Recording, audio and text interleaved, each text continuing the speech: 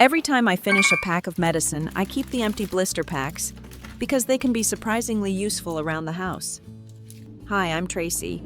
Most people usually throw these away once they're empty, especially medicine blister packs. But trust me, keep them. Today I'll show you 4 useful ways to reuse them. Be sure to watch until the end because tip number 2 will definitely surprise you. First, let's use an empty medicine blister pack to thread a needle. That's right, you heard me correctly. With just an empty blister pack, threading a needle can become much easier. Start by cutting a small piece from the edge of the blister pack and shaping one end into a sharp point like this. This pointed tip can easily pass through the eye of a needle without much effort.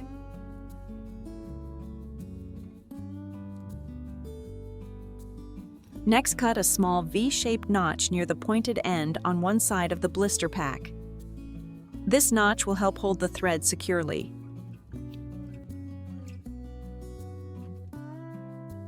Now take your needle and carefully push the pointed foil tip through the eye of the needle. Because the foil is thin, firm, and slightly flexible, it can easily slide through even very small needle eyes without requiring much force. Once the foil tip comes out, the other side, place the end of the thread into the small notch you created earlier.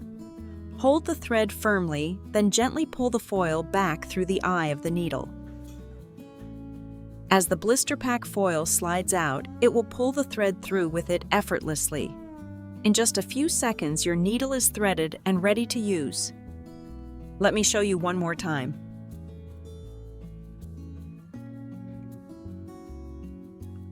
Look at that. The thread slides through so easily with the help of the blister pack. You can keep one of these in your sewing kit, so it's always handy whenever you need to thread a needle. This is definitely a smart and practical little tool that makes sewing much easier. Another way you can reuse an empty medicine blister pack is to repair a damaged jacket zipper. If you have a jacket where the bottom stopper area is torn or has come apart when you pull the zipper up, or if the zipper has become difficult to use after years of wear, this simple trick may help.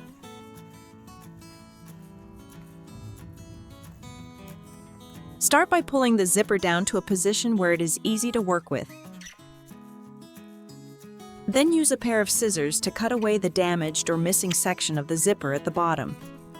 Only remove a small portion as needed.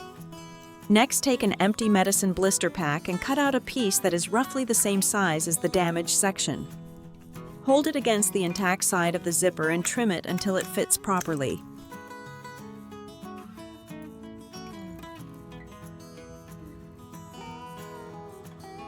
Then use a utility knife to make a small slit in the edge of the fabric where the repair is needed.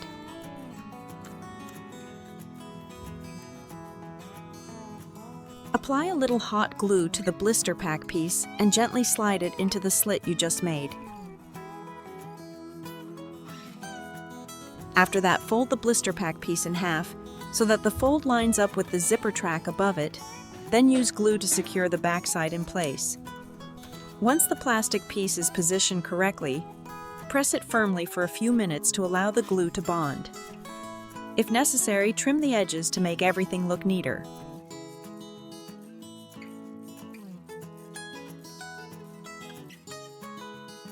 After the glue has completely dried, try zipping the jacket up and down a few times. You will notice that the zipper works much more smoothly and no longer separates as it did before. As you can see, with just an old medicine blister pack, you can extend the life of your favorite jacket without spending money on a zipper replacement.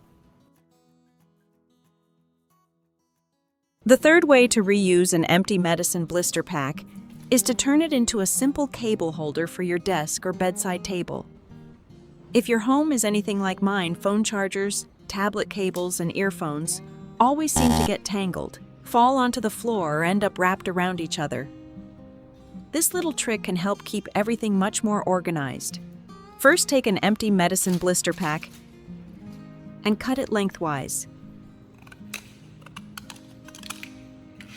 Then use a pair of scissors to trim any sharp edges, so it will be safer to handle and use.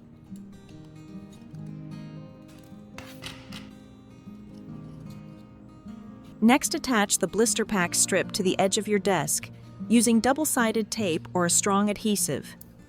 Place it somewhere convenient so you can easily reach your charging cables every day. Now simply slide the charging cable into the gap between the two blister pockets. The natural curved shape of the pockets helps hold the cable securely in place and prevents it from slipping onto the floor. At the same time, each gap can hold a separate cable, keeping them from tangling together or creating a mess on your desk. And just like that, everything is neatly organized with nothing more than a single medicine blister pack. You can also attach one to the side of your bed to keep your charging cable tidy and within easy reach. What about you? Where would you place one of these in your home to keep things organized? Let me know in the comments below. Finally, here's a great way to use empty medicine blister packs to protect glass cups, spice jars, and other fragile items when storing them in boxes.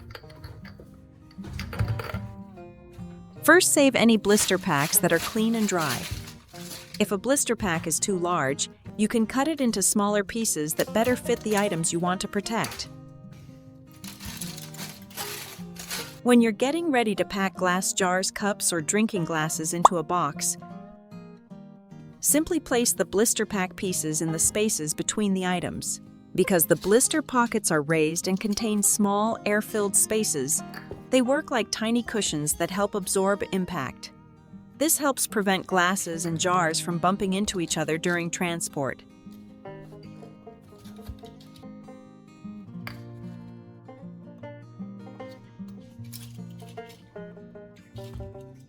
In any empty spaces inside the box, you can simply add more blister packs to fill the gaps and keep everything securely in place.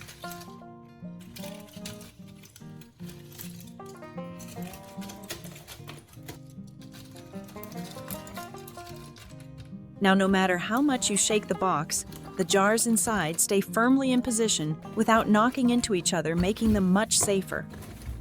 I also like to place blister packs underneath bowls when stacking them in a box or storing them in a cabinet. This helps reduce friction and lowers the risk of chipped edges. As you can see, these little medicine blister packs can become simple, free, and incredibly useful protective cushions around the home, so don't throw them away anymore. And those are 4 simple and practical ways to reuse empty medicine blister packs instead of throwing them away. I hope at least one of these ideas helps you solve a small problem around the house. If you found today's tips helpful, don't forget to like, share, and subscribe for more easy household hacks. Thank you so much for watching, and I'll see you in the next video.